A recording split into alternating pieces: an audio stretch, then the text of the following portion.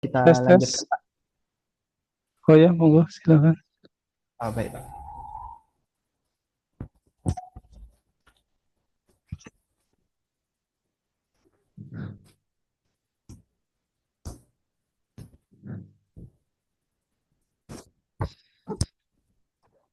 Langsung saja. Bismillahirrahmanirrahim. Assalamualaikum warahmatullahi wabarakatuh.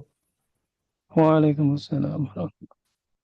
Selamat sore dan salam Waalaikumsalam sejahtera. warahmatullahi wabarakatuh. Selamat sore dan salam sejahtera bagi kita semua. Alhamdulillah kita ucapkan atas kehadirat Allah Subhanahu wa taala, Tuhan yang Maha Esa, karena dengan rahmat-Nya lah kita dapat melaksanakan webinar kita pada sore hari ini. Yang kami hormati Bapak Materi narasumber, Bapak Agung Dwi Sutisno PhD, yang kami hormati staf jajaran CV Karya Buku dan Jurnal Indonesia, serta yang kami banggakan para peserta yang telah bergabung dalam ruangan Zoom meeting webinar kita pada sore hari ini. Selamat datang di acara webinar nasional dengan tema dari eksploitasi ke konservasi, jalan panjang menuju keberlanjutan lingkungan tambang. Saya Taufik Ananda akan memandu acara dari awal hingga selesai.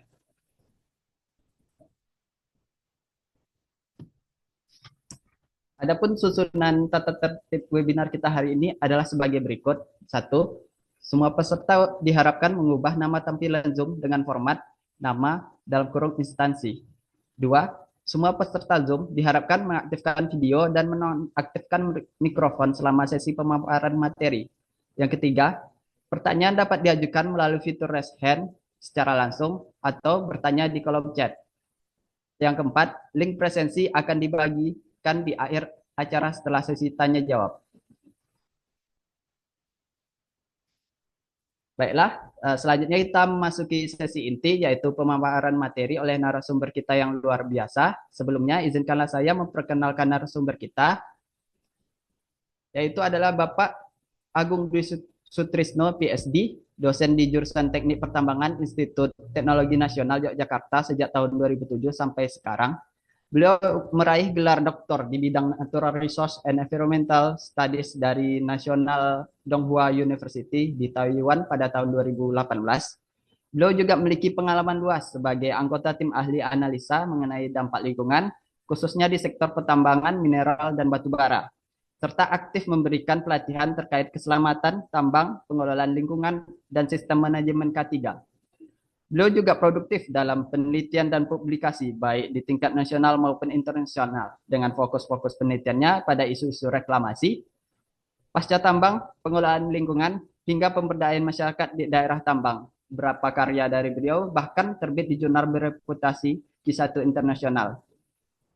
Mungkin langsung saya serahkan kepada Bapak Agung Dwi Sutrisno untuk memaparkan materinya. Izin sebelumnya Pak, apakah share screen-nya kami bantu atau dari Bapak?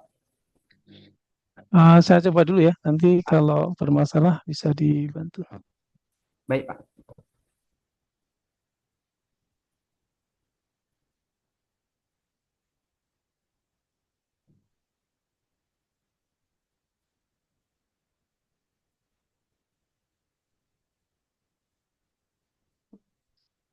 sudah kelihatan Pak.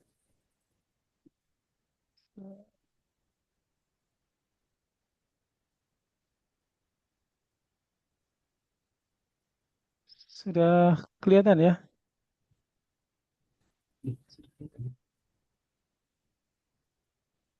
Sudah cukup jelas? Kelihatan? Sudah Pak, Oh ya, kita baik. langsung saja Pak.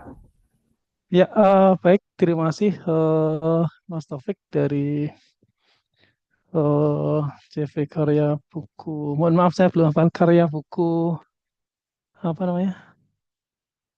Karya Buku dan Jurnal Indonesia Pak. Karya buku dan Jurnal Indonesia. Baik, sebelumnya Ya. Assalamualaikum warahmatullahi wabarakatuh. Waalaikumsalam warahmatullahi wabarakatuh. Baik, terima kasih atas kesempatan yang diberikan pada saya untuk menyampaikan eh, salah satu topik, yaitu dari eksploitasi ke konservasi, jalan panjang menuju keberlanjutan lingkungan tambang. Eh, Langsung saya mulai aja. Jadi, latar belakang kenapa ini saya perlu sampaikan yang pertama adalah dari sisi bahwa kita, yaitu negara Indonesia, kita punya kekayaan sumber daya alam yang luar biasa dari Sabang sampai Merauke. Kalau khusus yang sumber daya tambang itu, kalau di undang-undang disebutnya sebagai sumber daya mineral dan batu bara. Meskipun sebenarnya bukan hanya mineral dan batu bara yang menjadi komoditas tambang, ada banyak. Cuma untuk menyederhanakan sejak tahun 2009 kemudian istilah ini digunakan. Tapi kalau sebelumnya ya bahan tambang gitu saja. Ada A, ada B, ada C. Eh, Kurang lebih ringkasnya begitu. Nah, kekayaan kita di bahan tambang itu luar biasa. Dari Aceh atau Sabang sampai Merauke itu kalau mau kita sebut hampir semuanya ada di di sana gitu ya. Mungkin saya bisa tampilkan eh, gambarnya ya. Ini mudah-mudahan terlihat ya. Saya ambil data tahun 2024, eh, Desember 2024 terakhir datanya ini. Dari mineral logam saja, mulai dari timah, kemudian bauksit, nikel, seng, besi, kemudian eh, red earth, apa yang tanah jarang itu ya, kemudian emas, kemudian juga tembaga. Jadi dari ujung eh, kiri Pulau Aceh sampai kemudian sampai di Papua itu isinya ya mineral semua. Kalau ini kita masukkan ke dalam mineral ya, dalam hal ini adalah eh, logam gitu ya. Yang ini menjadi bahan keseharian kita. Jadi kalau kita apa istilahnya berdiri kemudian lihat dari kepala kita sampai kaki kita itu mungkin eh, ya pasti ada hampir ada di tubuh kita ini bahan tambang. Misalnya kalau kita pakai kacamata, kacanya ini dari bahan tambang juga namanya eh, pasir kuarsa yang akhirnya jadi kaca ini ya. Kemudian apalagi kalau kita pakai jam tangan kita itu logam ya macam-macam ya. Ada yang dari nikel, ada yang dari apa namanya krom dan lain-lain. Belum lagi komponen-komponen yang di dalamnya. Bahkan ada misalnya yang mengandung emas atau tembaga atau yang lain-lainnya. Nah, belum lagi alat kita yang kita gunakan sekarang, misalnya laptop, itu tombol-tombolnya itu ada yang mengatakan ada unsur emasnya di sana, tembaga, kemudian logam-logam yang lain. Yang paling dominan memang tembaga ya untuk komponen apa namanya sirkuitnya itu ya. Dan lain-lain masih banyak sekali apa namanya yang kita nggak bisa lepas dari unsur-unsur logam atau tambang secara umum. Belum lagi kita bicara misalnya rumah tempat tinggal kita, lantainya dari keramik itu kan keramik itu ya tanah liat, kemudian apa lagi? Tembok kita itu juga semennya, semen itu dari batu gamping, dari campuran tanah liat, kemudian sedikit pasir besi, kemudian juga ada komponen yang lain misalnya, ya. Jadi hampir semua yang kita bersinggungan sehari-hari dengan apa namanya lingkungan kita itu hampir semuanya terkait dengan unsur-unsur yang ada di tambang. Nah ini cadangannya kalau kita bisa saksikan tuh ya atau lihat di apa namanya di layar itu saya nggak tahu terbaca atau enggak ya. Jadi cadangan biji kita itu sekitar 3,46 miliar ton. Kemudian cadangan apa namanya logam secara umum 3,44 ribu ton. Kemudian kalau dalam bentuk konsentrat itu 1,4 juta ton. Tapi kalau dalam bentuk logam ya 17 juta, 17 ton, dan itu luar biasa ya. Ini kalau rincinya mungkin lebih banyak lagi ya kalau mau dibaca ya. Nah, kemudian ini juga misalnya baru nikel saja ya. Karena nikel baru tren di dunia saat ini, harganya juga eh, kecenderungannya meningkat. Itu baru yang kadar di bawah 1,5% ya. Ini petanya ya. Jadi di Aceh itu punya 8,3 juta ton misalnya ya. Sumber dayanya loh ya. Kemudian logam secara umum 59,7 ribu ton. Kemudian di Kalimantan Selatan ada 70,4 juta ton biji itu ya. Kalau logam lebih banyak lagi 518 ribu ton. Kemudian Sulawesi. Jadi hampir semua pulau juga ada ya. Meskipun secara geologi yang paling banyak itu ya di bagian timur dan wilayah selatan.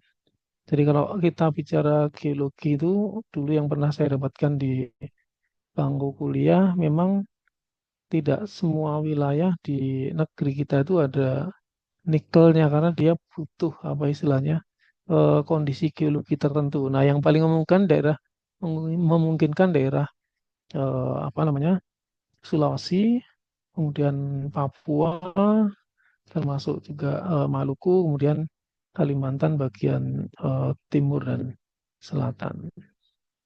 Kalau yang sebelah kiri itu yang Aceh itu nanti masih ada hubungannya dengan yang daerah Malaysia, Singapura gitu ya. Jadi ada kecenderungannya di batuan yang sifatnya basa. Nanti kalau di batuan yang sifatnya asam itu nanti yang ditemukan logam-logam seperti emas dan lain-lain. Jadi memang agak sedikit unik. Jadi secara umum saya ingin katakan sebenarnya bahwa sumber daya mineral kita ini luar biasa banyaknya. Nah, kemudian batu bara karena ini saya mengacu ke undang-undang ya.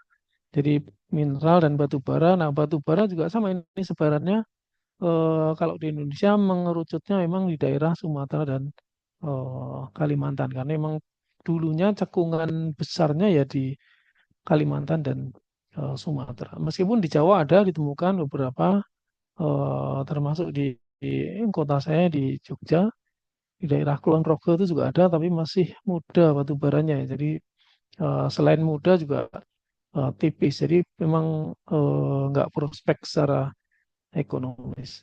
Tapi di lain tempat di Kalimantan itu gudangnya Sumatera apalagi. Bahkan kalau di Sumatera itu lebih lebih tua umurnya, eh, konsekuensinya ya kualitasnya jadi lebih bagus. Nah, kalau batu bara cadangan kita itu dengan sumber yang sama dari SDM itu sekitar 3 miliar. 3 miliar eh, apa namanya ton batu bara. Kalau sumber dayanya malah lebih banyak lagi. Jadi secara umum gitu ya. Jadi sumber daya itu lebih banyak, tapi kalau sudah dikerucutkan, didetailkan, kemudian berubah menjadi cadangan. Cadangan nanti didetailkan lagi ada cadangan tertambang, ada cadangan terukur dan seterusnya itu.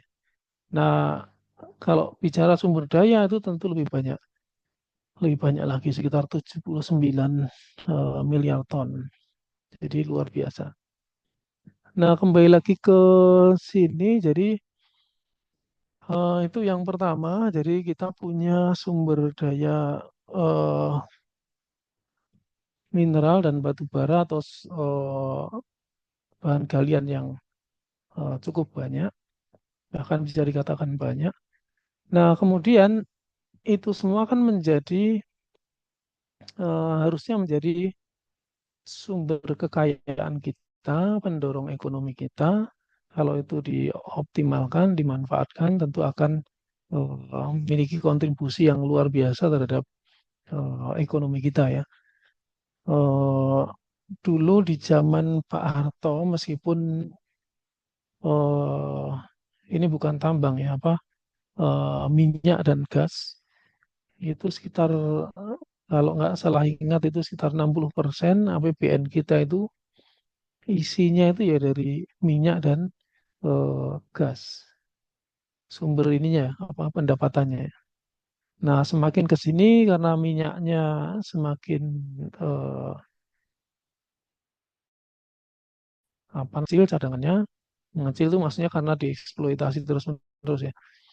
Nah, kemudian tinggal sisa sedikit dan eksplorasi juga tidak dilakukan secara masif, eh, sehingga kemudian semakin ke sini pemasukan terhadap negara itu tidak terlalu signifikan. Nah, harapannya dari tambang itu kemudian bisa eh,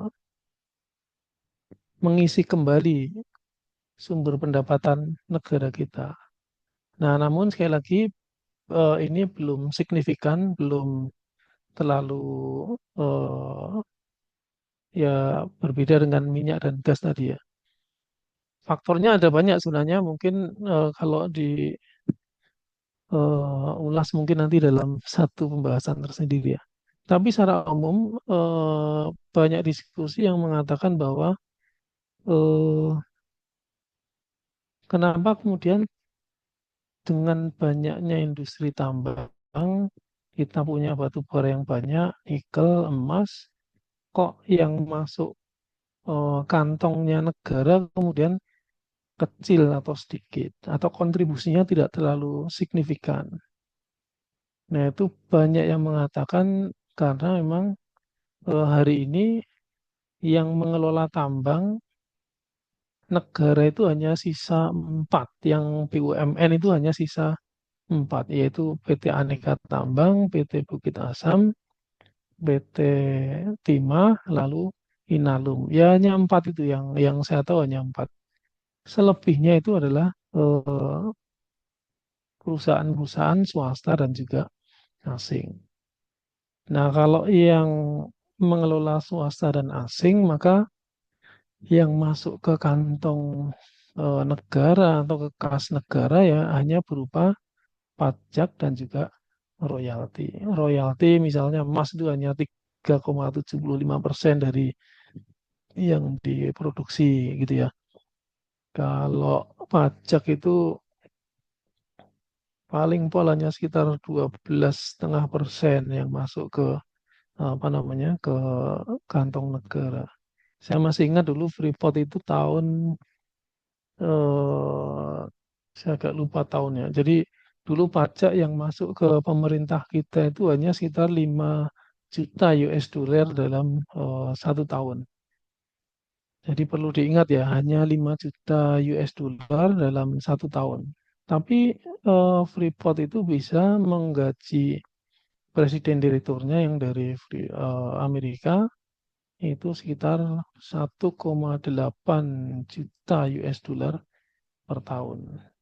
Jadi bisa dibayangkan untuk menggaji satu orang eh, apa namanya eh, CEO-nya Freeport 1,8 juta US dollar per tahun. Sementara untuk pajak yang distorkan ke pemerintah Indonesia itu hanya 5 juta US dollar per tahun. Jadi eh, apa namanya ya nggak sebanding dengan eh, apa antara pajak dengan tadi gaji yang diberikan hanya untuk satu orang. Sementara 5 juta US dollar tadi kan kalau misalnya harus dibagi rata ke rakyat atau masyarakat kan jadinya jatuhnya kecil sekali. Nah, itu hanya sekilas ini aja apa namanya? Ya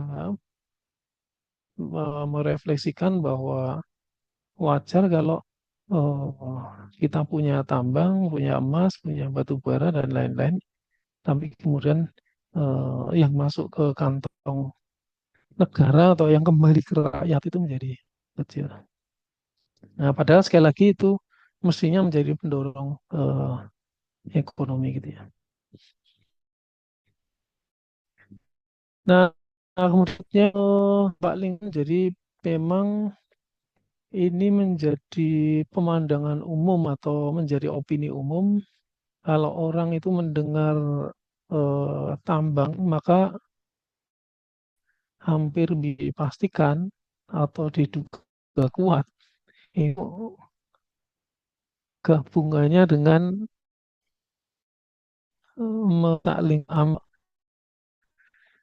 merusak lingkungan. Mau orang awam, orang biasa, atau bahkan mungkin yang intelek, atau mungkin bahkan setingkat menteri saja misalnya, itu juga bahkan ada yang mengatakan seperti itu. Jadi kalau apa namanya dengar istilah tambang itu ya pasti merusak lingkungan.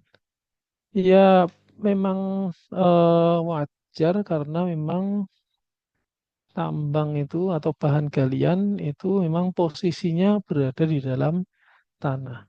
Nah, kalau kita mau mengambil bahan tambang itu kan pasti harus dibongkar. Nah, kalau harus dibongkar itu sudah pasti nanti eh, permukaan tanahnya itu apa istilahnya itu menjadi berlubang atau cekung gitu ya. Nah, itu sudah pasti. Terus sudah pasti hutan-hutan atau tanaman yang ada di atasnya atau kalaupun ada penduduk itu kemudian juga akan dihilangkan atau digusur gitu ya. Nah, secara umum memang pada faktanya begitu prakteknya. eh, Apalagi kalau kita lihat prosesnya ya pasti seolah-olah apa namanya itu merusak. Ya meskipun kalau orang tambang mengatakan mereka seringkali mengatakan ya emang eh, sebenarnya bukan merusak tapi merubah gitu ya.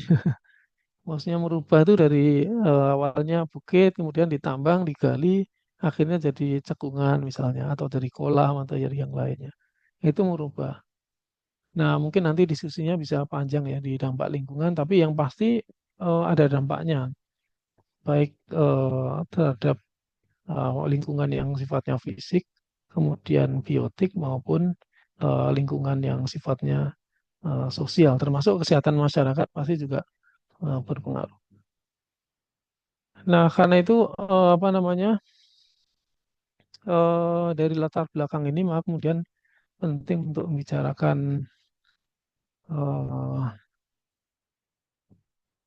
lantas bagaimana nanti kalau eh, bahan tambang yang jumlahnya banyak dan signifikan itu nanti kita gali, kita ambil, lalu ke depannya seperti apa. Nah, itu yang nanti akan kita bincangkan di sini ya. Nah, yang pertama, kalau kita bicara siklus industri pertambangan, itu diawali dari yang pertama namanya eh, eksplorasi. Ringkasnya ya, sebenarnya ada detailnya lagi, tapi ringkasnya kalau mungkin ini karena pesertanya awam ya, yang paling mudah dimengerti itu awalnya eksplorasi atau kita cari dulu bahwa bahan tambangnya itu adanya di mana. Lalu nanti kalau sudah ketemu, ditemukan dan prospek secara ekonomi, baru kemudian eh, dibuatlah studi kelayakan ya. Layak secara teknis, maksudnya teknologi saat ini tuh bisa mengambil gitu ya. Kemudian layak secara ekonomis jelas kalau misalnya nanti batu baranya atau emasnya atau nikelnya kita ambil dengan harga sekarang seperti ini, kemudian ongkos operasi umumnya kalau ditambang emas atau nikel atau batu bara segini, kira-kira ini masih eh, menguntungkan nggak? Kalau menguntungkan berarti layak secara ekonomi. Lalu berikutnya layak secara lingkungan atau enggak? Maksudnya kalau ini ditambang nanti lingkungannya akan berubah seperti apa dan seterusnya. Nah, kalau sudah diperkirakan layak, lalu kemudian nanti baru ada proses semacam AMDAL gitu ya. AMDAL untuk mendapatkan izin lingkungan dan seterusnya. Baru kemudian nanti konstruksi, kemudian eksploitasi. Nah, ini eksploitasi di tahap yang boleh dibilang yang ketiga dia. Eksploitasi setelah diambil, diolah, ada juga yang langsung dijual tergantung apa komoditasnya ya atau bahan tambangnya tuh apa kayak pasir tuh ya begitu diambil dieksploitasi ya langsung jual gitu ya. Tapi yang lain-lain seperti batu bara perlu diproses dulu, diremuk biar lebih kecil ukurannya sesuai dengan kebutuhan pasar misalnya. Atau emas mungkin perlu dimurnikan dulu supaya tidak tercampur dengan mineral yang lainnya dan seterusnya. Masing-masing ada apa keistimewaan atau keunikan tersendiri dari bahan galian yang ada. Nah, kemudian setelah apa namanya diolah, diproses atau kadang dijual, baru nanti di tahap berikutnya kalau memang melewati proses-proses pengolahan dan pemurnian baru kemudian dijual. Nah, kemudian di tengahnya itu ada sebenarnya yang disebut sebagai aktivitas reklamasi yang mungkin seringkali ini di apa tidak dilihat oleh khalayak umum gitu ya. Jadi sepanjang menambang itu sebenarnya proses pemulihan lahan itu sudah dimulai gitu ya secara bertahap gitu ya. Sampai kemudian nanti benar-benar habis tambangnya, kemudian pemulihan lahannya itu disempurnakan, kemudian mereka punya eh, apa namanya? Punya program istilahnya pasca tambang itu ya. Jadi bukan hanya selesai lalu bubar, tapi kemudian ada eh, aktivitas pasca tambang. Tolong nanti diingatkan kalau waktunya sudah ini ya, apa namanya, mendekati diskusi. Sampai jam berapa nanti kita ya? Apa namanya? Saya sampaikan materinya, Mas Taufik.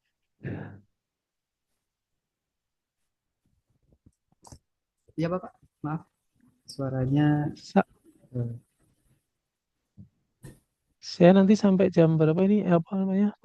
Penyampaian materinya? oh iya, izin Pak, sampai jam 16.30 boleh?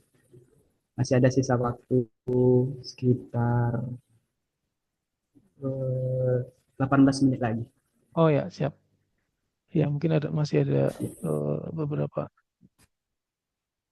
Pak, Ya, silakan jadi dilanjut. pada saat ya saya lanjutkan. Jadi saat eksploitasi memang nanti yang paling signifikan itu lahan pasti berubah.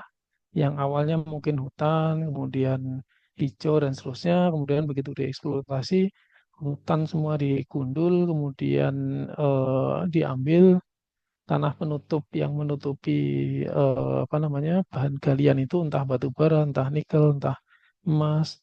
Nah, kemudian setelah diambil semuanya, baru kemudian sebenarnya ini macam-macam ya, tergantung negosiasi antara stakeholder yang ada, misalnya pemerintah daerah atau pemerintah setempat, kemudian warga sekitar, kemudian juga LSM, kemudian juga mungkin ada sebagian pemangku adat atau ya secara umum stakeholder yang terlibat. Nah, nanti maunya setelah tambang ini selesai, ini mau dibuat apa gitu ya. Itu sebenarnya tergantung pembicaraan mereka. Kalau mereka menginginkan dijadikan taman rekreasi ya nanti perusahaan tambang itu ya biasanya akan eh, membuat taman rekreasi. Ya, misalnya mau dibuat kolam gitu ya mereka nanti hasil akhirnya itu akan dibuat kolam. Kalau mereka pengen dihijaukan kembali misalnya itu ya nanti akan dihijaukan kembali. Atau ya sesuai dengan yang disepakati oleh mereka para pemangku kepentingan itu ya. Tapi itu nggak mungkin dihindari ya pasti. Kemudian konflik sosial itu juga pasti dan biasanya terjadi di sepanjang industri tambang itu ada bahkan sampai dari awal sebelum buka itu biasanya sudah ada konflik sosial tuh. Jadi begitu eksplorasi saja itu yang namanya konflik sosial itu sudah pasti terjadi karena biasanya mereka hidup nyaman, tentram, bisa berladang, bisa bercocok tanam, bisa berburu macam-macam. Tiba-tiba ada orang datang buka-buka lahan meskipun kalau eksplorasi biasanya lebih kecil bukaannya. Lalu mereka ngambil, mereka ngebor, mereka eh, bikin paritan sementara sifatnya misalnya. Ya, itu pasti mereka terganggu, pasti ada eh, rasa untuk apa istilahnya memiliki itu wajar ya. Nah, dari awal itu sudah pasti konfliknya. Belum lagi nanti kalau sudah di fase konstruksi ya itu juga pasti. Dieksploitasi juga sama. Ada kebisingan, ada debu, ada eh, apa namanya pencemaran air misalnya kalau mereka kurang kontrol terhadap lingkungannya. Kemudian nanti menjelang tutup itu juga sama itu. Kira-kira ada kompensasi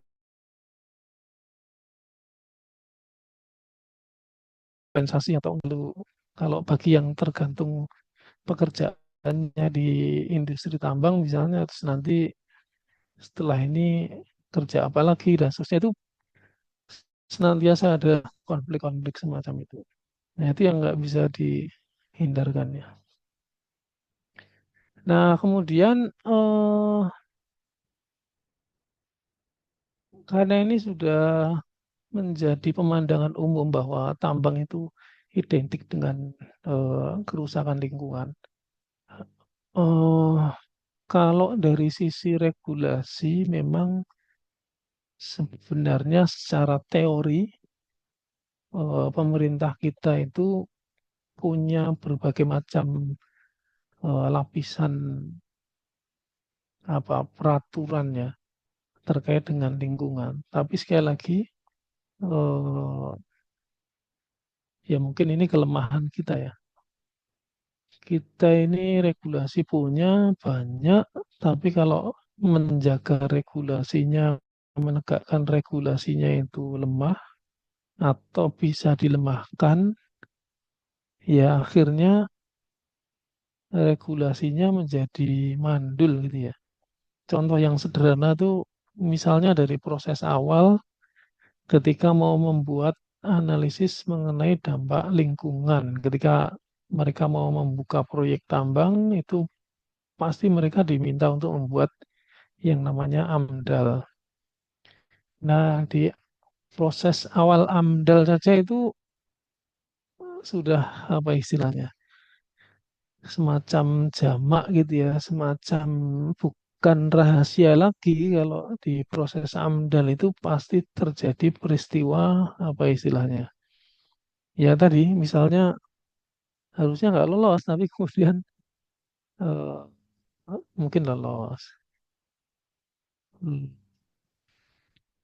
Ya gimana ya? Mungkin sudah banyak cerita ya.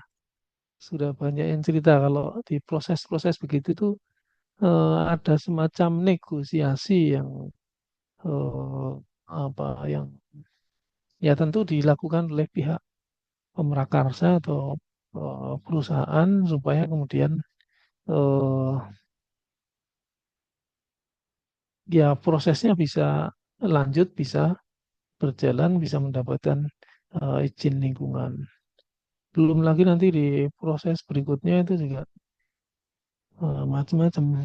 Tapi setidaknya sebenarnya sekali lagi kalau secara teori itu bisa kita acungi jempol ya bagus ya. Misalnya perusahaan tambang ketika mereka mau membuka tambang kan sudah ketahuan ya nanti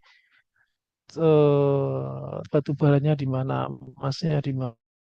Lalu nanti bukaan akhir ketika tambang itu eh, selesai seluas apa.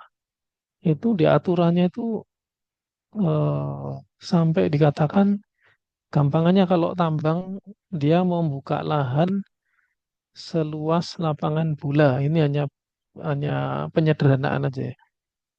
Nah, jadi perusahaan tambang itu diwajibkan untuk membereskan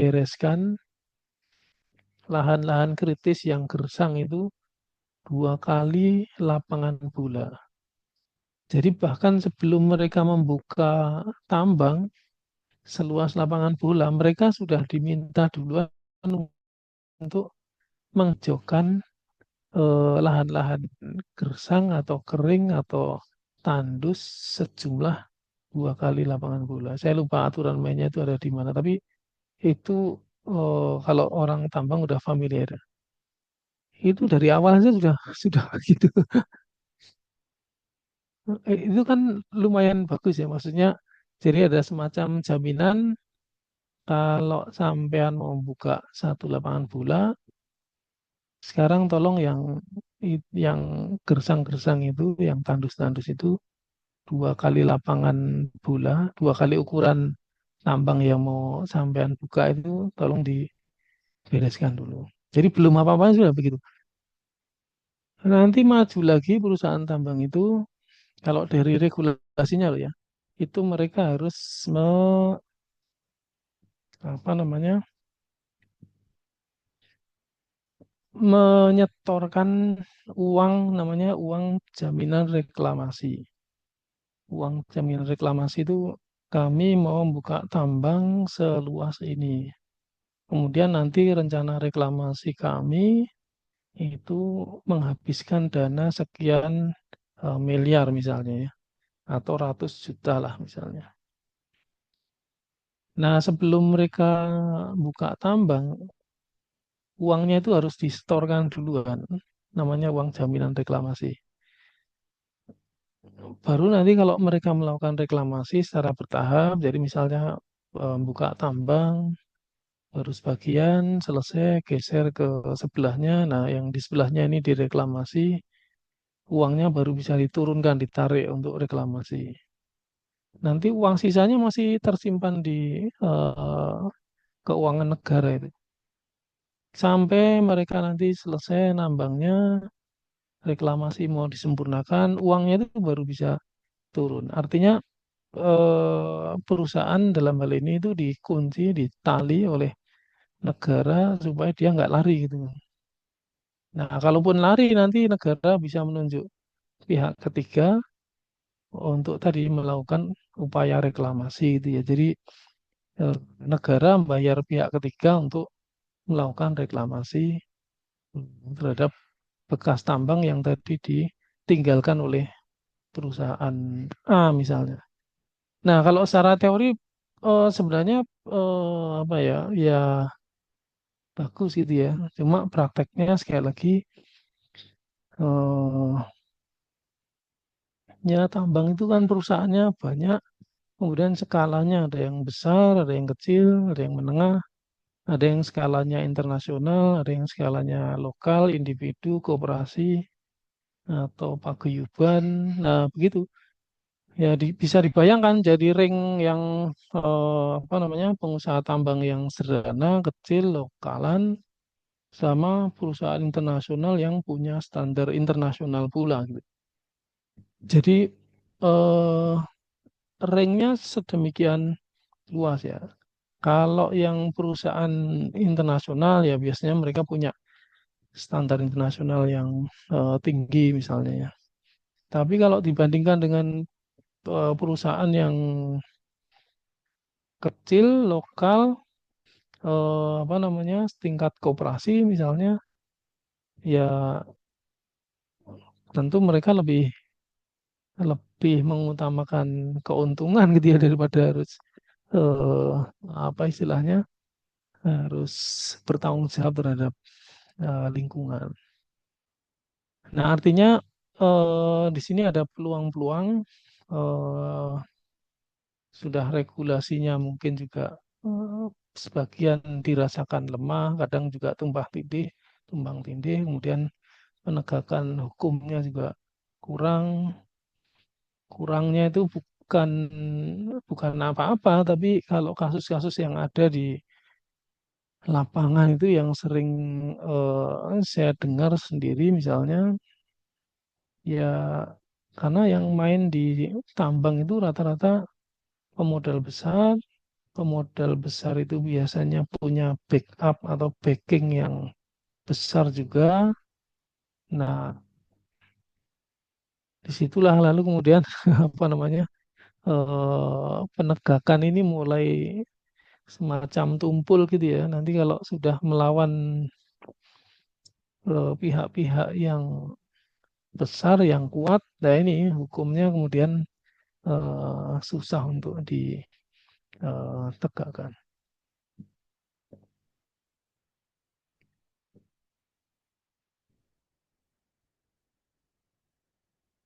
Nah, Lagi,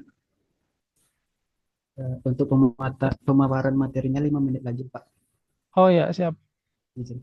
Oke, saya percepat aja ya. Nah, ini kalau yang kaitannya dengan lingkungan, maka kemudian secara umum di industri pertambangan sekarang ada semacam gerakan global gitu ya, apalagi ada capaian SDGs yang ingin dicapai oleh semua negara dan negara di seluruh dunia meratifikasi peraturan ini, termasuk diturunkan sampai di tingkat yang bawah di kementerian, di departemen, sampai di perusahaan, sampai di instansi, sampai di kampus-kampus. Nah, ini semua kemudian orang atau instansi atau institusi atau perusahaan semua bergerak ke sana. Nah, selain itu sekarang juga ada prinsip ESG. Jadi kalau nanti Bapak Ibu sekalian atau peserta ini secara umum mungkin nanti lihat di apa namanya di pasar saham misalnya iseng-iseng itu nanti akan ada satu indeks namanya ESG itu ya, Environmental Social Governance. Nah itu perusahaan-perusahaan tambang itu nanti ada ukurannya, misalnya aneka tambang itu ESG-nya skornya berapa. Kalau skornya tinggi mungkin orang mau berinvestasi atau beli sahamnya dia. Tapi kalau misalnya skornya rendah, mungkin dia akan lari ke perusahaan tambang yang lainnya. Nah, ini juga mendorong perusahaan-perusahaan tambang untuk kemudian berpacu untuk berbenah dari sisi lingkungannya gitu ya. Supaya kemudian itu terbaca secara internasional oleh eh, mata dunia bahwa perusahaan A ini eh, hijau, maksudnya friendly dengan lingkungan. Nah, kemudian juga undang-undang kita sekarang sudah mencoba apa istilahnya menjaring dengan berbagai peraturan perundangan sampai ke bawah peraturan menteri sampai kemudian peraturan dirjen dan seterusnya itu terkait dengan lingkungan ini. Jadi harapannya semoga dengan peraturan yang tentunya ditegakkan dengan baik itu akan lebih menjaga. Nah, kemudian yang terkait dengan prinsip-prinsip keberlanjutan tambang ini sudah menjadi konsen dari pemerintah kita, ada istilah konservasi sumber daya mineral dan batu bara, tapi ini konservasinya sebenarnya mm, pengertiannya bukan mengkonservasi bahan tambangnya ya. Bahan tambang itu kita kan seringkali eh, mendengar misalnya konservasi hutan misalnya ya. Itu atau misalnya makhluk hidup yang lainnya ya selain tumbuhan atau misalnya binatang itu ya. Makhluk hidup yang bernyawa itu kita konservasi penyunya supaya eh, berlanjut supaya lestari. Itu konservasi dari sisi yang biasa kita dengar. Tapi kalau konservasi sumber daya mineral itu yang dimaksud bukan melestarikan batu bara, melestarikan emasnya, bukan. Kalau mau dilestarikan memang malah nggak bisa, wong dia bukan renewable sumber daya yang renewable itu yang bisa ditanam kembali atau mungkin bisa diternak kembali. Kalau batu bara habis ya sudah, apa emas habis ya sudah diambil ya sudah. Nah, tapi yang dimaksud konservasi di sini adalah dengan cara menghemat energinya, kemudian ngambilnya nggak sembarangan. Jadi misalnya apa namanya, batu bara yang kalorinya sekian diambil, yang mungkin kalori rendah kemudian tidak di apa istilahnya, dirusak dan seterusnya, tapi tetap diamankan. Siapa tahu nanti suatu saat nilainya ekonomis masih bisa ditambang kembali misalnya. Kemudian pengelolaan lingkungan hidup jelas, kemudian keterlibatan masyarakat ini juga sudah mulai semarak. Eh, nah, tantangannya ya secara teknis, eh, jadi yang sudah terlanjur rusak ya mau nggak mau, karena pemerintah yang sudah menyerahkan kepada pihak penambang, kemudian mereka juga sudah menyerahkan dana jaminan reklamasi, ya mau nggak mau secara teknis mereka bisa menunjuk pihak-pihak ketiga untuk menyelesaikan urusan lingkungan itu. Eh, Tantangan ekonomi ya pasti jelas, semakin kita mau ke arah hijau, maksudnya green mining dan seterusnya, itu biaya yang dikeluarkan juga semakin besar.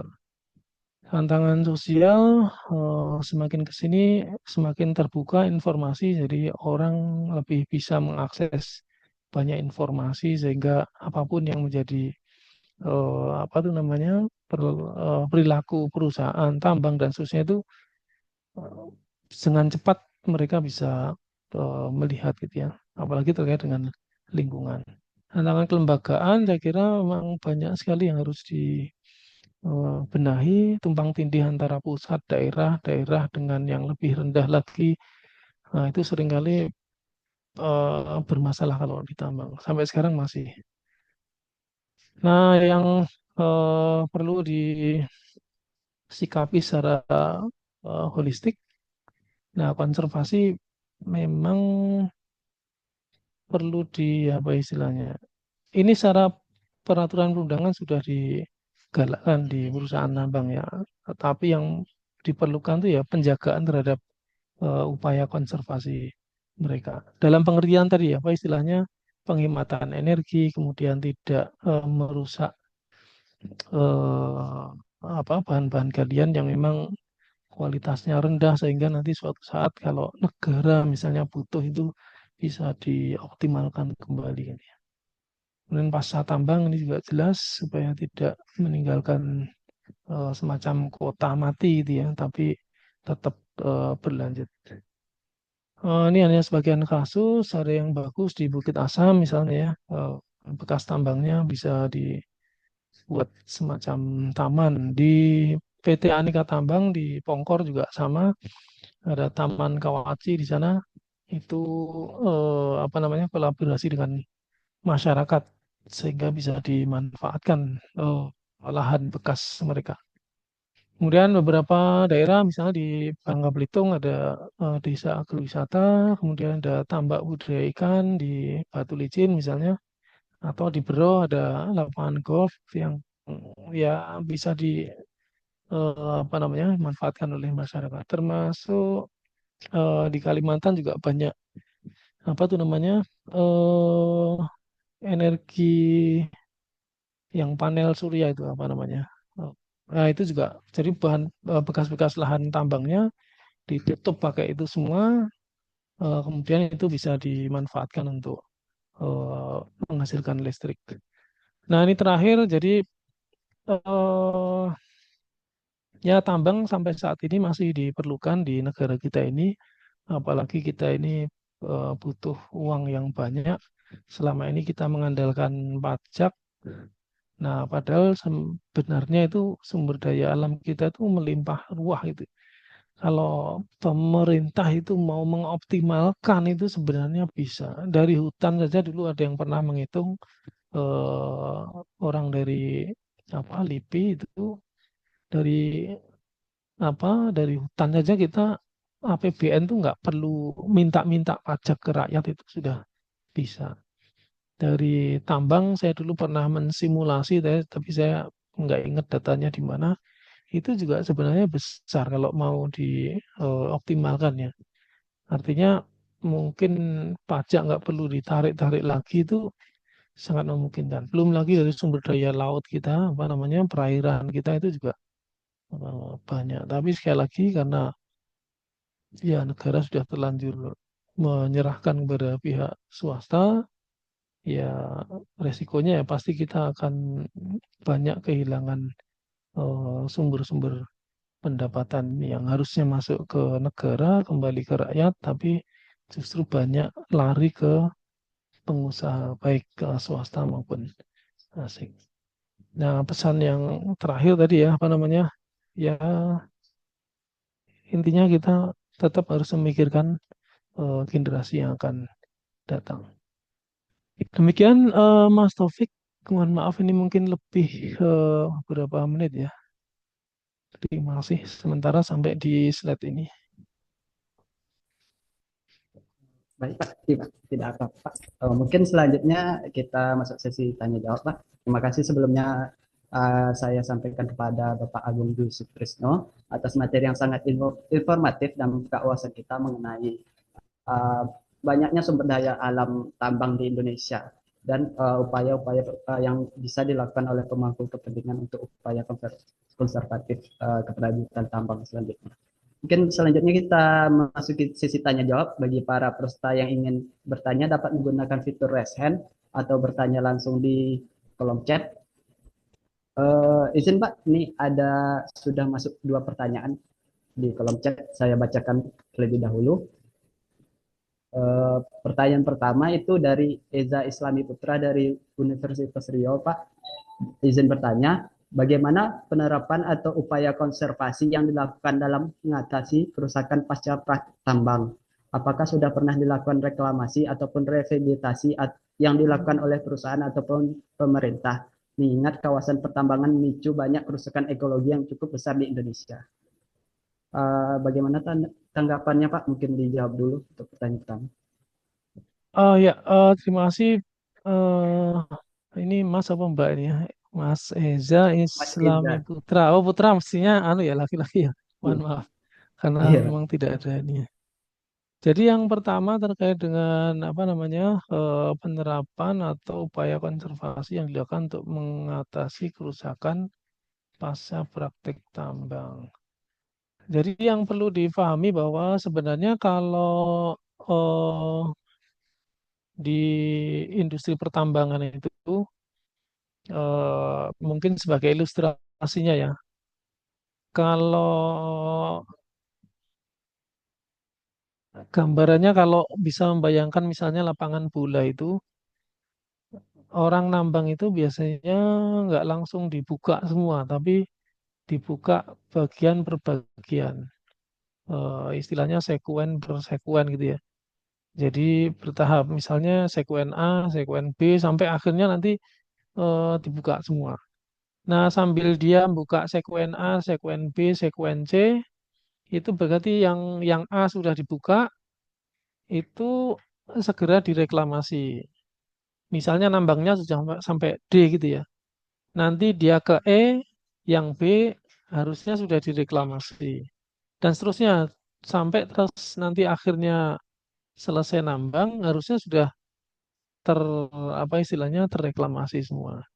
Nah, cuma reklamasi itu sekali lagi waktu, butuh waktu tuh gitu. Kalau perusahaannya benar itu ada teknis yang harusnya diikuti oleh mereka. Kalau perusahaannya benar loh ya. Jadi sebelum mereka buka lahan, itu kan memang hutannya dibabat dulu, digunduli, kemudian tanah penutupnya atau soil yang mengandung unsur hara itu harusnya dikumpulkan dulu, dipindahkan di tempat yang lain. Nanti begitu tadi yang sekuen saya sampaikan tadi, yang A dibuka, yang B dibuka, yang C buka, yang D dibuka, lalu yang A pengen ditutup kembali, ditanam kembali. Nah, tanah penutup tadi soilnya yang mengandung unsur hara itu ditutupkan di bagian yang A tadi, sekuen A. Setelah itu baru ditanam. Ditanam pun juga biasanya kalau mengikuti standar yang umum itu adalah tanaman-tanaman lokal yang dulu memang tumbuh di situ. Makanya perusahaan tambang tuh biasanya sebelum buka itu mereka pasti mencatat ini tanaman aslinya pohonnya apa saja. Misalnya akasia, jati, randu atau apapun lah. Itu didata dulu. Nanti begitu reklamasi dimulai dilakukan, nah itu tanaman-tanaman itu yang dikembalikan supaya sesuai dengan habitat aslinya. Kalau secara teori, teknis mereka mau pakai apa istilahnya SOP yang tadi harusnya lebih cepat apa namanya proses reklamasinya. Tapi kalau enggak, itu prosesnya lebih lama lagi itu mereka harus menanam dulu tanaman perintis. Tanaman perintis itu tanaman yang semacam pembuka awal supaya apa istilahnya menyehatkan tanahnya. Misalnya yang kayak rumput-rumput macam-macam atau yang kecil-kecil itu ya. Namanya perintis ya. Namanya juga perintis ya. Dia paling awal supaya menyiapkan apa tanahnya itu siap untuk ditanami dengan pohon atau akar yang lebih besar. Kalau sudah perintis nanti baru yang apa istilahnya yang semak itu yang setinggi kurang lebih setengah sampai 1 meteran. Baru nanti tanaman keras yang gede-gede. Jadi prosesnya panjang. Dan itu kalau secara regulasi itu dipantau oleh pemerintah ya.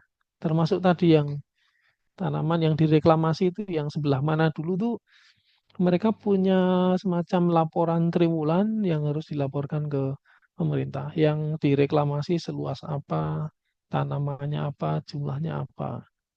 Nah, secara regulasi memang begitu ya. Sebenarnya lumayan bagus ininya.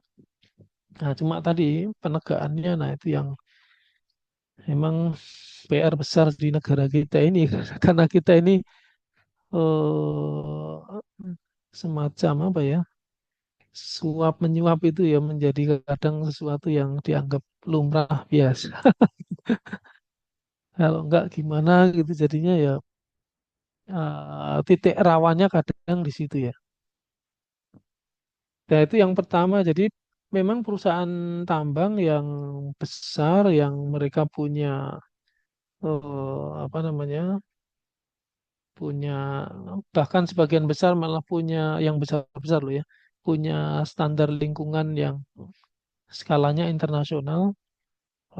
Biasanya begitu. Mereka punya mekanisme yang bagus. Tadi contoh-contoh yang saya ambil itu kan yang perusahaan-perusahaan yang besar dan mereka juga punya standar internasional, Berokol, kemudian Arutmin, kemudian apa tadi, misalnya kayak Freeport dan lain-lain itu mereka umumnya punya. Nah, cuma sekali lagi kalau perusahaan kecil-kecil setingkat koperasi atau yang setara dengan itu ya mungkin agak berat ya, agak beratnya itu eh,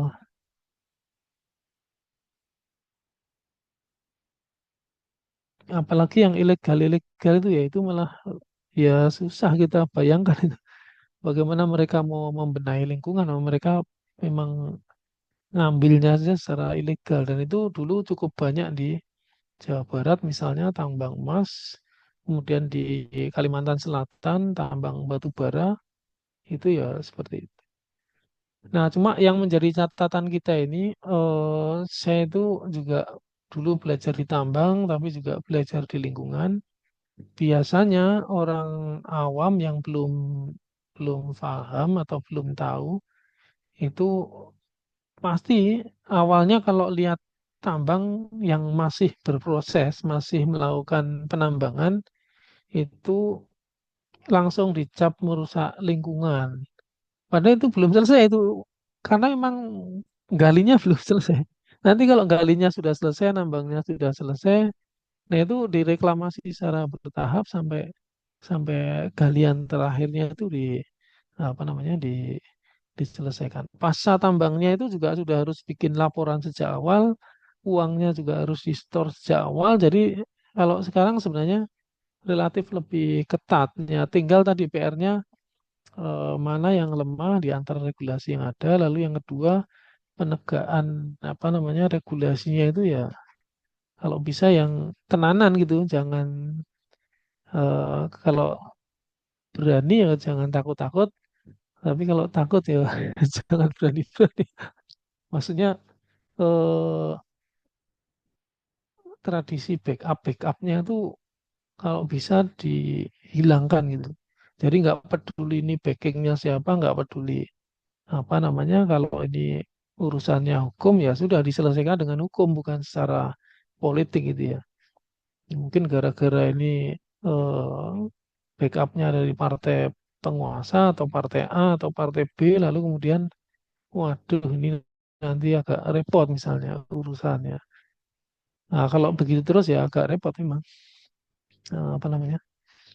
Nah itu yang pertama jadi sebenarnya kalau normal perusahaan yang wajar yang eh, besar punya sertifikasi biasanya mereka akan melakukan upaya itu. Tapi kalau yang tadi yang mungkin di bawah standar belum terakreditasi gampangannya gitu ya. Apalagi perusahaan kecil ya agak susah kita harapkan karena antara kebutuhan eh, untuk menutup apa istilahnya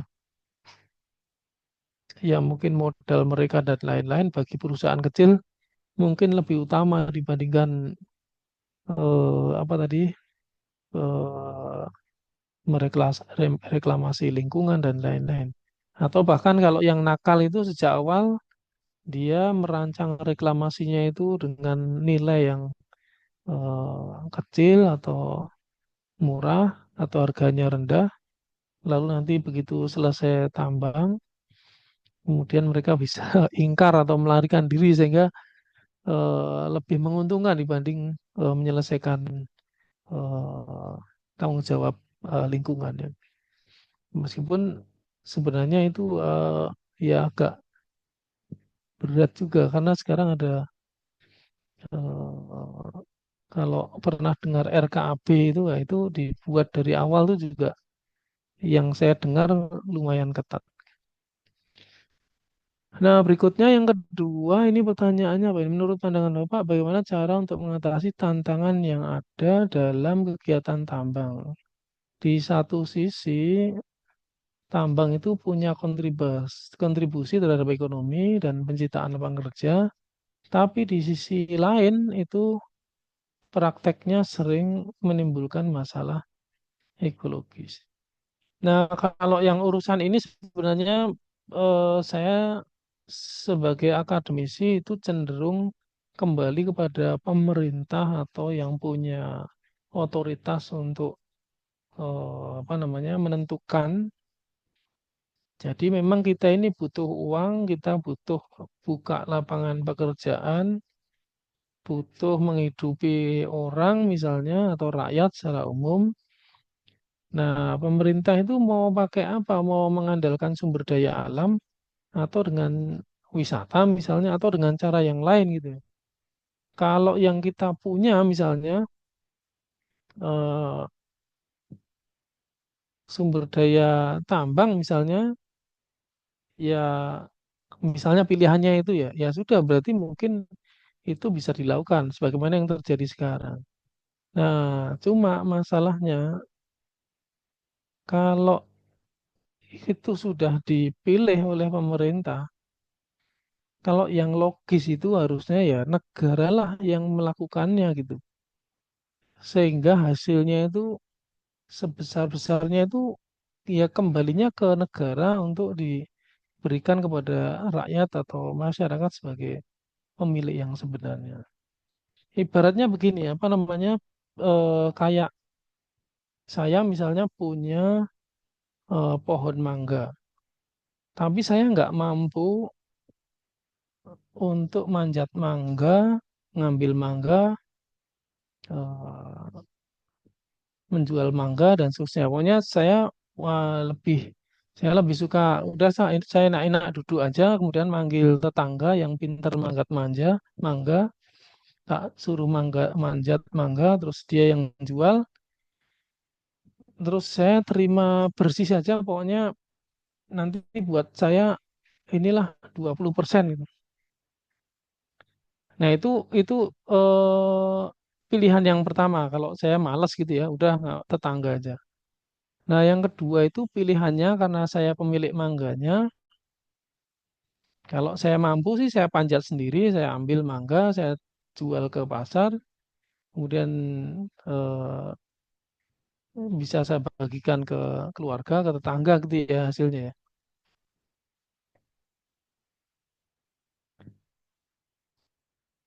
Nah atau misalnya kalau kita nggak mampu ya sudah panggil tetangga, suruh manjat, kita yang jual. Nah dia yang kita kasih upah 20.000 misalnya atau 50.000. Tapi keuntungan besarnya kan masuknya ke kita. Bisa untuk anak saya, keluarga saya, menyantuni apa namanya orang-orang sekitar misalnya. Nah, itu yang terjadi kalau sekarang yang terjadi di negara kita ini punya mangga, manggil tetangga yang kampungnya juga jauh, tapi ada juga tetangga kita, mereka suruh ngambil mangganya, mereka yang jual, pokoknya kita terima bersih, dapat royalti tadi 3,75%, dapat pajak 12,5%. Ya mereka semua yang akhirnya mendapatkan keuntungan. Nah, itu yang terjadi di negeri kita itu, di negara yang kita cintai, yang merdeka 80 tahun yang lalu itu yang terjadi seperti itu. Kalau saya sih logisnya mending negara saja yang mengelola, hasilnya itu dikembalikan kepada rakyat. Kalau nggak mampu ya undang tukang panjat pohon tadi, tukang gali tanah, tukang nambang, tapi mereka ini kita gaji, kita bayar. Misalnya Freeport sudah pengalaman nambang emas di seluruh dunia, punya perusahaan multinasional gitu ya. Kita panggil saja Freeport datang ke sini, ke Papua, datang ke Kalimantan, sampean nambang, Anda ngambil emasnya, nanti kami yang jual, sampean saya gaji, butuhnya berapa, butuh makan berapa, butuh liburan pulang cuti ke Amerika berapa, kita bayari.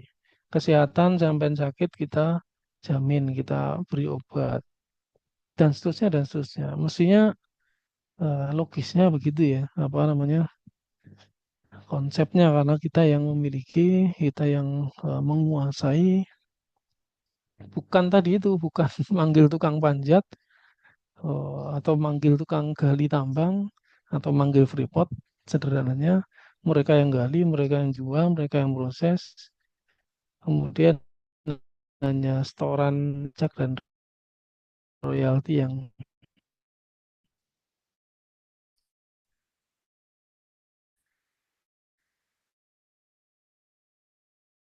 kecil.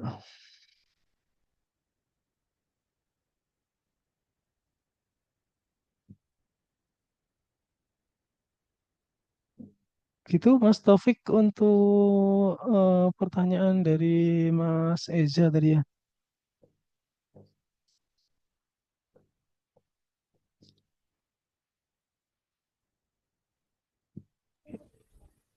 Ini ada pertanyaan juga nih dari Mas Hafid Syakir Nur Hakim ya. Saya Hafid mau Ya, Pak. bertanya bagaimana kegiatan tambang mempengaruhi lingkungan setempat dan kesehatan masyarakat sekitar. Ini saya kasih contoh yang sederhana, misalnya ada tambang batu andesit, ini yang kecil saja ya, tambang batu andesit di Kulon Progo di daerah istimewa Yogyakarta. Ketika dia itu nambang menggunakan mesin apa namanya? Namanya mesin, pernah tahu backhoe ya yang buat garuk, buat apa itu namanya, gali-gali di parit itu atau gali di sungai gitu ya. Nah, tapi ujungnya itu diganti dengan eh, semacam, tahu jarum jahit itu ya. naik turun itu. Nah, tapi segede apa namanya? Segede lengan kita. Jadi alat penuh diganti alat penumbuk. Nah, ketika alat penumbuk itu memecah batu andesit, itu kan suaranya ya banter pasti ya. Nah, itu kan namanya juga mengganggu lingkungan, kebisingan. Jadi yang diizinkan misalnya di bawah 80 desibel.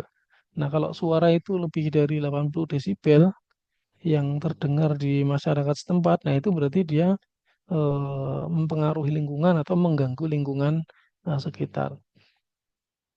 Ada juga misalnya tambang di Batu Gamping dekat pemukiman, mereka menggunakan peledakan.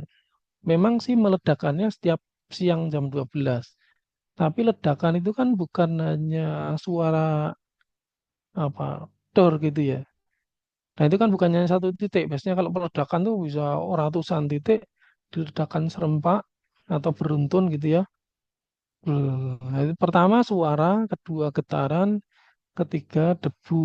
Jadi tiga ini juga sekali lagi ini mempengaruhi lingkungan masyarakat sekitar. Jadi debunya bisa terbawa angin dari hasil peledakan itu, suaranya juga memekakkan telinga, kemudian getarannya mungkin bisa memecahkan kaca-kaca rumah tetangga gitu.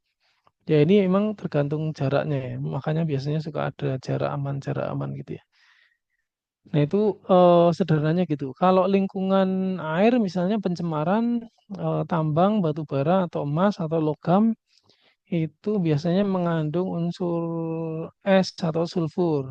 Jadi kalau di batu bara itu kalau tambang batu bara kena hujan, airnya itu hampir dipastikan karena batu bara biasanya ada kandungan sulfurnya juga.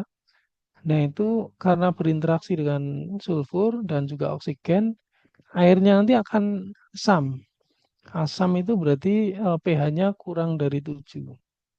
Nah, itu juga mempengaruhi lingkungan, apa namanya, sekitar. Jadi nanti kalau airnya ngalir ke sungai, airnya asam, wah itu eh, bisa mempengaruhi apa biota di situ.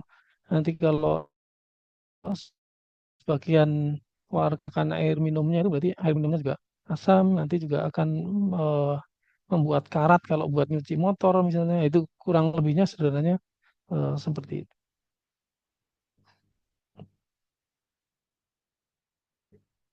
Gitu rangkaiannya apa namanya pengaruh tambang terhadap lingkungan dan kesehatan masyarakat. Mas Taufik dari Baik, Mas Hafid. terima kasih banyak atas pertanyaannya. Untuk pertanyaan Mbak Tika tadi, apakah sudah, Pak? Mbak Tika yang mana ya? Sebentar, sebentar. Dan Tika Masda dari Oh IPB. ini ya dari PB sebentar, sebentar. Di beberapa kasus konflik sosial, masyarakat yang menolak eksploitasi justru sering dikriminalisasi. Menurut Anda, apa langkah konkret yang bisa diambil untuk melindungi hak-hak mereka sekaligus menjaga proses konservasi tetap jalan? Kalau hari ini sebenarnya saya sendiri juga kesulitan ya. Kesulitan itu dalam artian begini. Karena tambang ini sudah diserahkan kepada pemodal para kapitalis. Dan para kapitalis tuh mainnya juga curang, dia main backup militer lah, atau mungkin mantan militer, atau orang yang berkuasa, atau orang yang kuat. Jadi hampir bisa dipastikan masyarakat setempat itu apapun ceritanya itu pasti kalah, nggak mungkin bisa menang. Karena mereka itu begini, misalnya kita mau buka tambang, nanti ada warga yang menolak. Yang menolak siapa itu terdata itu, yang menolak siapa. Nah, orang-orang di sekitarnya ini dimainkan semua oleh apa namanya? Direkayasa bagaimana caranya supaya kemudian orang ini menyerah gitu ya. Kalau nggak menyerah nanti pakai apa lapis yang kedua, pakai semacam preman setempat. Terus nanti diintimidasi. Pokoknya hampir bisa dipastikan itu yang terjadi kalah. Jadi saya sendiri juga kerepotan ini. Kecuali gini ya, kecuali kalau masyarakat itu punya eh, kesatuan atau kesamaan pemikiran. Jadi apapun yang terjadi, provokasi apapun yang terjadi, intimidasi apapun yang terjadi, pokoknya masyarakat kita harus satu suara, pokoknya menolak. Nggak ada satupun yang bisa lepas dari kata ini, yaitu menolak. Tapi itu memang berat. Maksudnya berat itu karena masyarakat itu sifatnya majemuk, pemikirannya beda-beda, kebutuhannya beda-beda, nanti ditawari apa namanya uang yang lebih banyak, dijanjikan ini itu dan seterusnya, atau mungkin sambil diancam, itu sudah berubah pikiran. Yang sering kali terjadi begitu. Tapi kalau sekali lagi kita ini punya kekuatan, kesamaan pemikiran, kesamaan perasaan untuk menolak tambang misalnya atau apapun proyek yang ada, itu sebenarnya bisa. Kalau pernah lihat film Nemo itu kan juga gitu.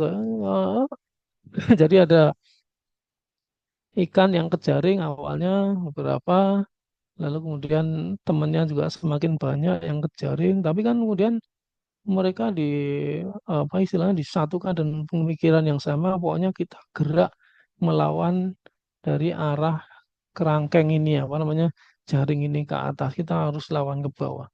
Begitu mereka bersama-sama melawan, ya pada akhirnya eh, jaring itu yang putus, terlepas dan mereka bebas. Tapi ini bukan pekerjaan yang mudah. Ini apa namanya?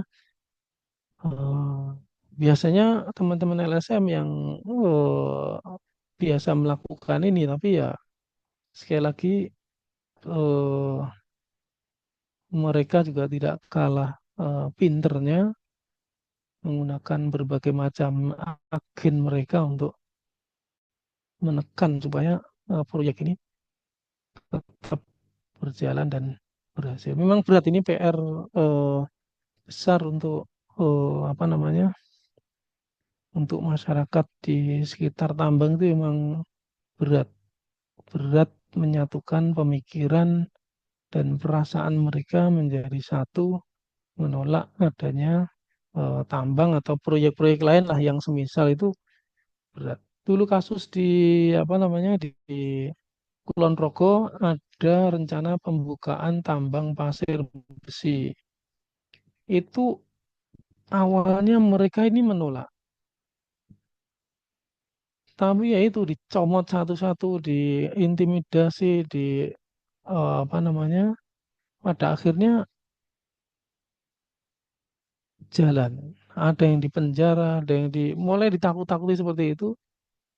Akhirnya melemah kekuatan mereka, LSM juga sudah lemah tenaganya, ya akhirnya tambang pasir besinya itu jalan gitu.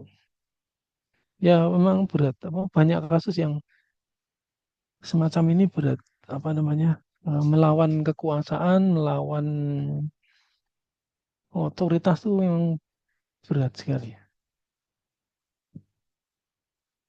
Jadi sampai sekarang memang nggak ada solusi.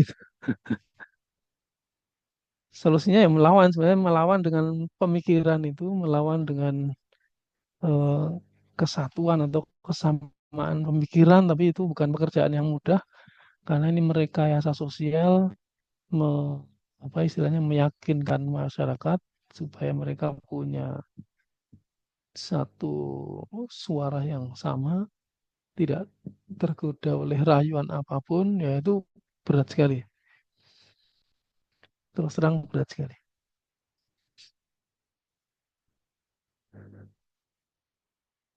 Rasanya sudah semua ya, Mbak Tika, Mbak apa namanya, Mas Hafid, Mas Eza ya. Sudah semua, Pak. Eh, Mungkin kita langsung tutup saja ya, Pak, karena sudah mengingat Oke, waktu monggo, juga. silakan. Eh, Baik, Pak. Mungkin pertanyaan tadi merupakan akhir dari acara webinar kita ini. Terima kasih sekali lagi saya ucapkan kepada narasumber kita, Bapak Agung Dwi Sutrisno, PSD, atas waktu dan ilmu yang diberikan serta kepada seluruh peserta yang telah aktif berpartisipasi pada webinar kita pada sore hari ini. Dari diskusi ini, kita belajar bahwanya Indonesia memiliki banyak potensi sumber daya tambang. Dan pertambangan bukan hanya sekedar mengambil sumber daya alam, tapi juga perlu bagaimana kita mengembalikan dan memulihkannya. Untuk selanjutnya kita akan memasuki sesi dokumentasi. Bagi para Bapak Ibu peserta webinar dimohon untuk mengaktifkan videonya. Akan saya pandu. Berikan senyuman terbaiknya. 1, 2, 3. Tahan.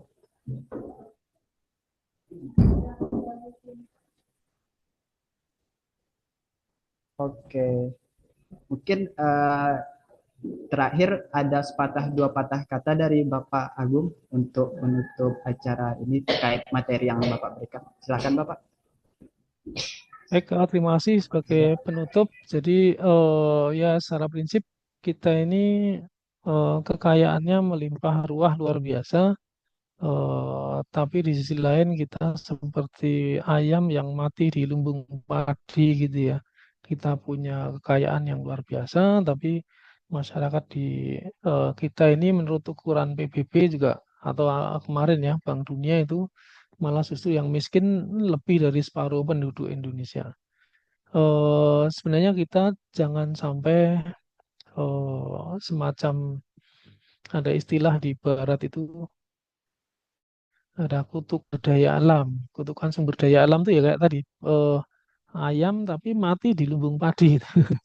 Nah, oleh karena itu kita harus cerdas sebagai masyarakat, sebagai rakyat karena apa namanya mereka-mereka yang duduk di atas ini sebenarnya kita beri amanah untuk gimana caranya itu diambil, dimanfaatkan, tapi sebesar-besarnya untuk kemakmuran rakyat. Gitu. Jangan sampai diambil, tapi untuk kemakmuran segelintir orang yang punya modal gitu, sehingga dengan modal itu dia punya tambang, punya lahan sawit dan lain-lain, sehingga kita nggak kebagian apa-apa. Nah itu PR besar kita ya. Tentu lingkungan yang menjadi tempat kita hidup, yang menjadi apa tempat kita juga bergantung itu tidak boleh dilupakan. Saya kira itu Mas Taufik dan rekan-rekan sekalian serta webinar kita kali ini. Terima kasih, matur nuwun. Assalamualaikum warahmatullahi wabarakatuh. Waalaikumsalam. Waalaikumsalam warahmatullahi wabarakatuh. Baik Bapak, terima kasih ya Pak. Akhirnya sudah sampai di penghujung acara. Kami